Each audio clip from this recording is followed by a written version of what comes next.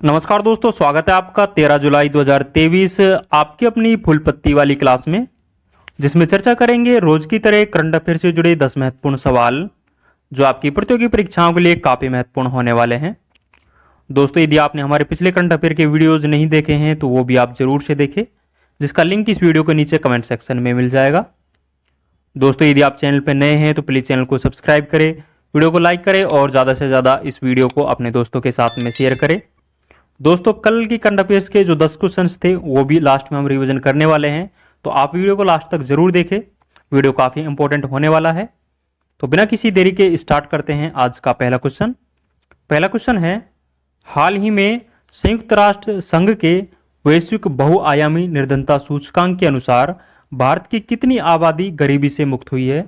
तो हाल ही में संयुक्त राष्ट्र संघ के द्वारा वैश्विक बहुआयामी निर्धनता सूचकांक जारी किया गया है। इसमें भारत की जो 41.50 करोड़ आबादी है ये गरीबी से मुक्त हुई है, तो ये आपको ध्यान रखना है। यूएनओ के द्वारा ये जो आंकड़े हैं वो वर्ष 2005 से 2020 तक के मध्य के जारी किए गए हैं। 15 वर्ष के ये आंकड़े हैं जो यूएनओ के द्वारा जारी किए गए हैं, तो ये भी आपको ध्यान रखना है। वर्ष 2005 में भारत में जो गरीबी थी वो 645 मिलियन लोग हैं जो भारत में गरीब थे, जो वर्ष 2020 में घटकर 230 मिलियन लोग रह जाते हैं, तो ये आपको ध्यान रखना है। और यदि विश्व में बात करें तो विश्व के 110 देशों में वर्तमान में 1.1 बिलियन लोग हैं जो वर्तमान में गरीब है, तो ये भी पॉइंट आपको ध्यान रखना है। यदि यूएनओ के बारे में बात करें तो यूएनओ की जो स्थापना है 24 अक्टूबर 1945 को यूएनओ की स्थापना होती है, और यूएनओ का जो हेडक्वार्टर है ये न्यूयॉर्क यूएसए में यूएनओ का हेडक्वार्टर है। और आपको कमेंट्स बॉक्स में ये बताना है कि जो यूएनओ के वर्तमान में हेड है तो वो कौन है, ये आप कमेंट सेक्शन में ज़रूर बताएं, और वो किस देश से संबंध रखते हैं तो ये भी ज़रूर बताएं आप। कुछ ललन टॉप बातें और ध्यान रखेंगे। हाल ही में वैश्विक शांति सूचकांक जारी किया गया है। इसमें भारत की रैंक है जो 126वीं है, तो ग्लोबल पीस इंडेक्स में भारत की रैंक है जो 126वीं है, और वर्ल्ड हैप्पीनेस इंडेक्स में भारत की रैंक है, इसमें भी भारत की रैंक है जो 126वीं है। तो आपको ये दोनों इंडेक्स सिमिलर रूप से ध्यान रखने हैं कि 126 रैंक है जो वर्ल्ड हैप्पीनेस इंडेक्स और ग्लोबल पीस इंडेक्स, इन दोनों ही इंडेक्स में भारत की रैंक है जो 126वीं है। नेक्स्ट पॉइंट है, विश्व प्रेस स्वतंत्रता सूचकांक में जो भारत की रैंक है वो 161वीं है, और वर्ल्ड प्रेस फ्रीडम इंडेक्स है इसको रिपोर्टर्स विदाउट बॉर्डर के द्वारा जारी किया जाता है, तो ये भी आपको ध्यान रखना है।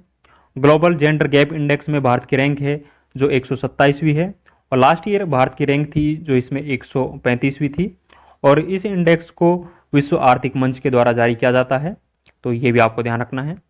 लॉजिस्टिक परफॉर्मेंस इंडेक्स में भारत की रैंक है जो 38वीं है, और वर्ल्ड बैंक के द्वारा इस इंडेक्स को जारी किया जाता है। तो ये सारे पॉइंट्स आपको ध्यान रखने हैं। आपकी परीक्षाओं की दृष्टि से ये जितने भी इंडेक्स है ये काफ़ी इंपॉर्टेंट है। दोस्तों, आगे बढ़ने से पहले मैं आपको बता दूं, इन सभी 10 क्वेश्चंस की जो पीडीएफ है वो हमारे टेलीग्राम चैनल जीनेस्टॉक पर मिल जाएगी, जिसका लिंक इस वीडियो के नीचे कमेंट सेक्शन में दिया हुआ है। वहां जाकर आप ये पीडीएफ डाउनलोड कर सकते हो। दोस्तों, यदि आपको ये वीडियो पसंद आ रहा है तो प्लीज़ वीडियो को लाइक करें, और यदि आपने अभी तक हमारे चैनल को सब्सक्राइब नहीं किया है तो प्लीज़ चैनल को सब्सक्राइब भी करें, और इस वीडियो को ज़्यादा से ज़्यादा अपने दोस्तों के साथ में शेयर करें। आगे बढ़ते हैं। नेक्स्ट क्वेश्चन है, हाल ही में दुनिया का पहला मीथेन संचालित रॉकेट जूके 2 किसने लॉन्च किया है?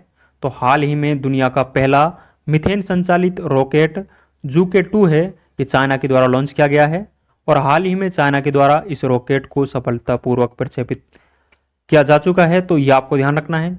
इससे पहले इसको भेजने की जो तैयारी थी ये जो स्पेसएक्स कंपनी है इसके द्वारा भी भेजा गया था, लेकिन वो भेजने में असफल रहे थे, तो चाइना है जो इसके द्वारा इसको सफलतापूर्वक भेजा गया है। तो आपको ये इंपॉर्टेंट रूप से ध्यान रखना है कि ये जो रॉकेट है ये मीथेन संचालित है, और इसका नाम है जो जूके 2 इस रॉकेट का नाम है, तो ये सभी आपको ध्यान रखना है।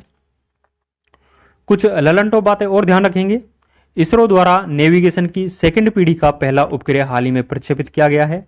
ये उपग्रह है जो NVS-01 नाम से उपग्रह है, और इसे GSLV F-12 रॉकेट से लॉन्च किया गया है, तो आपको ध्यान रखना है। और इसरो द्वारा नेविगेशन की जो फर्स्ट पीढ़ी थी उसका फर्स्ट जो उपग्रह था वो नाविक नाम से लॉन्च किया गया था, और साल 2013 में उस उपग्रह को लॉन्च किया गया था, तो ये भी आपको ध्यान रखना है। PSLV C-55 के द्वारा सिंगापुर के हाल ही में 2 उपग्रह लॉन्च किए गए हैं। वो 2 उपग्रह कौन कौन से हैं ये आप कमेंट सेक्शन में जरूर बताएं। LVM 3 जो रॉकेट है इससे OneWeb के 36 उपग्रह हाल ही में लॉन्च किए गए हैं, तो ये भी आपको ध्यान रखना है। PSLV C-54 से भूटान देश के उपग्रह लॉन्च किए गए हैं। तो ये सारे रेलेवेंट टॉप पॉइंट्स आपको ध्यान रखने हैं।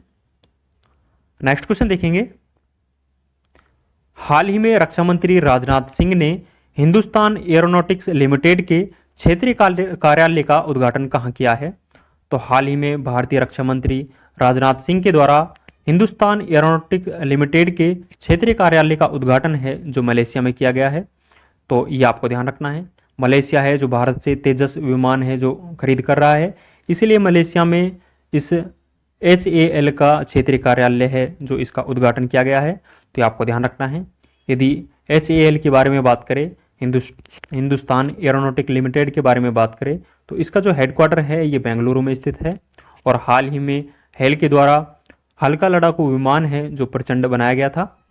हल्का लड़ाकू जो हेलीकॉप्टर था वो प्रचंड नाम से बनाया गया था। तो ये भी आपको ध्यान रखना है। कुछ ललन टॉप बातें और ध्यान रखेंगे। एशिया की सबसे बड़ी हेलीकॉप्टर निर्माण जो कंपनी है वो तुमकुर कर्नाटका में स्थित है। हाल ही में SCO के विदेश मंत्रियों की जो बैठक है वो गोवा में आयोजित हुई है। और SCO का जो नवीनतम सदस्य बना है, जो कि 9वां सदस्य बना है, वो हाल ही में ईरान बना है। तो ये भी आपको ध्यान रखना है। आसियान का नवीनतम सदस्य देश है ये तिमोर लिस्ते बना है, जो कि 11वां सदस्य देश बनाया गया है आसियान का। और आसियान का हाल ही में 42वां शिखर सम्मेलन का आयोजन हुआ है, वो कहाँ हुआ है आप इसका आंसर कमेंट सेक्शन में जरूर दें। एशियन डेवलपमेंट बैंक का मुख्यालय है जो कि मनीला फिलीपींस में स्थित है। तो ये भी आपको ध्यान रखना है। नेक्स्ट क्वेश्चन देखेंगे। हाल ही में इंटरसर्ट USA का रिश्वत रोधी प्रबंधन सर्टिफिकेट ISO 37001/2016 प्राप्त करने वाला भारत का पहला PSU कौन सा है? तो हाल ही में जो इंटरसर्ट USA का रिश्वत रोधी प्रबंधन सर्टिफिकेट है ये ONGC PSU है, इसको प्रदान किया गया है। ONGC है जो भारत की महारत्न कंपनी है। और ONGC की जो पहली महिला अध्यक्ष के बारे में बात करें तो अलका मित्तल है जो कि ONGC की पहली महिला अध्यक्ष है। तो ये भी आपको ध्यान रखना है। कुछ इंपॉर्टेंट पॉइंट्स और ध्यान रखेंगे। भारत की 12वीं महारत्न कंपनी है जो REC है। तो ये आपको ध्यान रखना है। भारत का पहला बैंक जो कि इलेक्ट्रॉनिक बैंक गारंटी जारी करने वाला है वो HDFC है। MQ-9 रीपर ड्रोन है जो भारत है USA से खरीद करने वाला है। तो ये आपको ध्यान रखना है। मिशन आर्टेमिस में भारत हाल ही में शामिल हुआ है। भारत है जो 27वां देश है जो कि मिशन आर्टेमिस में शामिल हुआ है। और मिशन आर्टेमिस के तहत जो चंद्रमा पर जाने वाली पहली महिला होगी वो क्रिस्टिना कोच होगी। तो ये सभी पॉइंट्स आपको ध्यान रखने हैं। नेक्स्ट क्वेश्चन देखेंगे। हाल ही में भारत की पहली क्षेत्रीय AI न्यूज एंकर लीसा को कहाँ लॉन्च किया गया है? तो हाल ही में भारत की पहली क्षेत्रीय AI न्यूज एंकर लीसा को ओडिशा से लॉन्च किया गया है। तो ये आपको ध्यान रखना है। ये लीसा न्यूज एंकर है जो उड़िया और अंग्रेजी भाषा में न्यूज पढ़ने वाली है। तो ये भी आपको ध्यान रखना है। कुछ ललन टॉप बातें और ध्यान रखेंगे। बार्ड चैट बोट को हाल ही में गूगल के द्वारा लॉन्च किया गया है।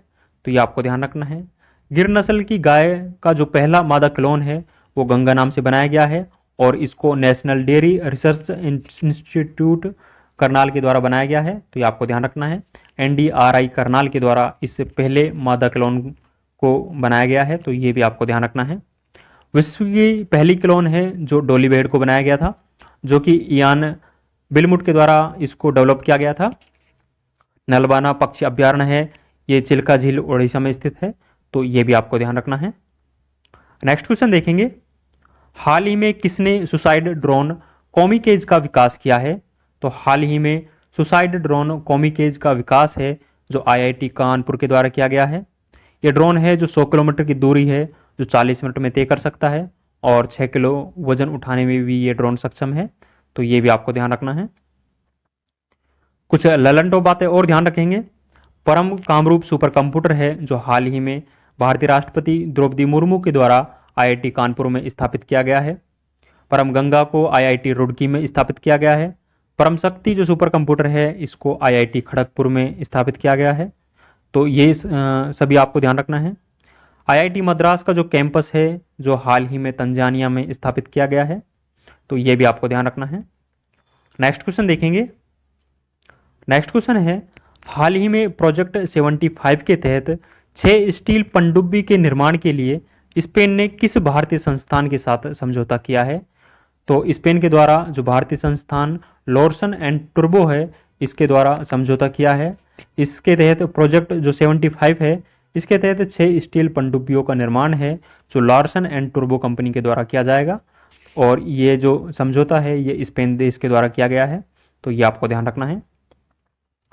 कुछ ललनटो बातें और ध्यान रखेंगे। वंदे भारत ट्रेन के निर्माण के लिए हाल ही में एल्स्टॉम कंपनी के साथ में समझौता किया गया है।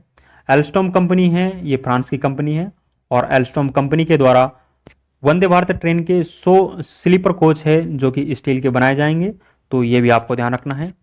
प्रोजेक्ट संजय है, ये भारतीय सेना के द्वारा हाल ही में चलाया गया है। प्रोजेक्ट काटरू का संबंध है जो आईआईटी मद्रास से है, तो प्रोजेक्ट काटरू है, इसको आईआईटी मद्रास के द्वारा हाल ही में लॉन्च किया गया है, तो ये भी आपको ध्यान रखना है।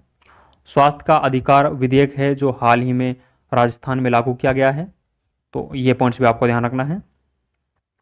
नेक्स्ट क्वेश्चन देखेंगे। हाल ही में G20 अपराध और सुरक्षा सम्मेलन का आयोजन कहाँ हुआ है? तो हाल ही में G20 के अपराध और सुरक्षा सम्मेलन का आयोजन है, ये गुरुग्राम हरियाणा में इस सम्मेलन का आयोजन हुआ है, और इसका उद्घाटन है जो केंद्रीय गृह मंत्री अमित शाह के द्वारा इस सम्मेलन का शुभारंभ किया गया है, तो ये आपको ध्यान रखना है। कुछ ललनटो बातें और ध्यान रखेंगे। G20 समूह की तीसरी संस्कृति कार्य समूह की बैठक है जो हाल ही में हम्पी कर्नाटका में आयोजित हुई है, और G20 जो तीसरी पर्यटन कार्य समूह की जो बैठक है वो जम्मू कश्मीर के श्रीनगर में आयोजित हुई थी। पहले रोजगार कार्य समूह की जो बैठक है वो जोधपुर में आयोजित हुई थी, तो ये भी आपको ध्यान रखना है। G20 2024 की अध्यक्षता है जो ब्राजील करने वाला है। नेक्स्ट पॉइंट है, G20 संस्कृति कार्य समूह की जो पहली बैठक है ये खजुराहो एमपी में हुई थी, जबकि जो दूसरी बैठक थी वो भुवनेश्वर में आयोजित हुई थी, और हाल ही में जो तीसरी बैठक है वो हम्पी कर्नाटका में आयोजित हुई है, तो ये आपको ध्यान रखना है। और आप सभी को भली बात ही पता है कि G20 2023 की जो अध्यक्षता है जो इस वर्ष भारत कर रहा है, भारत वसुदेव कुटुंबकम थीम के साथ में G20 2023 की अध्यक्षता कर रहा है, और भारत का जो इसमें शेरपा है वो अमिताभ कांत जी है, और भारत के द्वारा 2024 की अध्यक्षता है जो ब्राजील को सौंप दी गई है, तो ये भी आपको ध्यान रखना है। नेक्स्ट क्वेश्चन देखेंगे। नेक्स्ट क्वेश्चन है, हाल ही में किस देश ने गुइलेन बर्रे सिंड्रोम की वजह से स्वास्थ्य आपातकाल की घोषणा की है?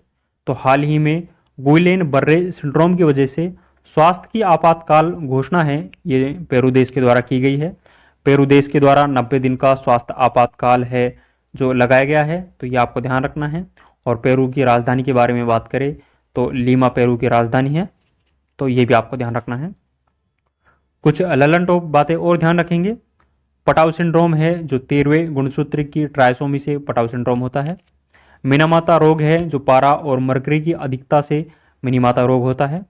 इटाई इटाई जो रोग है ये कैडमियम की अधिकता से होता है, तो ये सभी पॉइंट्स भी आपको ध्यान रखना है। आज का अंतिम क्वेश्चन देखेंगे।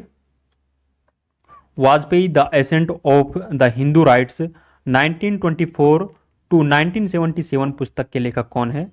तो हाल ही में Vajpayee the ascent of the Hindu right पुस्तक का विमोचन हुआ है। इस पुस्तक के लेखक है जो अमिताभ चौधरी जी है, अभिषेक चौधरी जी इस पुस्तक के लेखक है, तो ये आपको ध्यान रखना है। कुछ ललनटो बातें और ध्यान रखेंगे। रेत की समाधि जो पुस्तक है ये गीतांजलि श्री की है, और इसके लिए इसे अंतर्राष्ट्रीय बुकर पुरस्कार से भी नवाजा गया है। अंबेडकर ए लाइफ जो पुस्तक है ये शशि थरूर की है। द गोल्डन ईयर पुस्तक के लेखक है जो रस्किन बॉन्ड है, तो ये सभी पुस्तकें आपको ध्यान रखनी है। नेक्स्ट पॉइंट है, वानिंदु हसरंगा और एस्ले गार्डन को हाल ही में ICC player of the month award से नवाजा गया है, तो ये भी आपको ध्यान रखना है। दोस्तों जो कल की करंट अफेयर्स थी उसका भी एक बार रिवीजन करेंगे। क्यों रिवीजन करेंगे तो देखेंगे कल की करंट अफेयर्स का पहला क्वेश्चन।